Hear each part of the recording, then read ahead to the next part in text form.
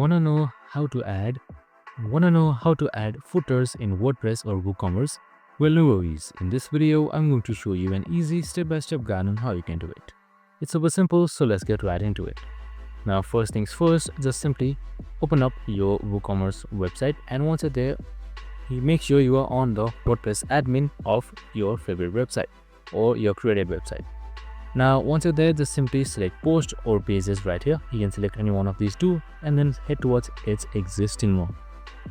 Now, once you're there, here you should see your title edit page right here. So you can just simply select an empty block, and now just simply select this plus icon right here and then select browse all.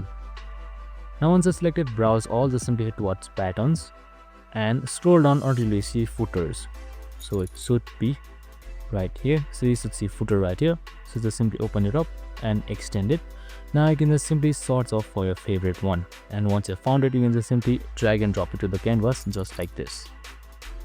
And that's it. Super simple and easy.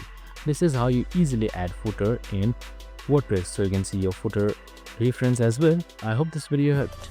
If it did, make sure to like, subscribe and tune in with us for more of these videos. See you in the next one.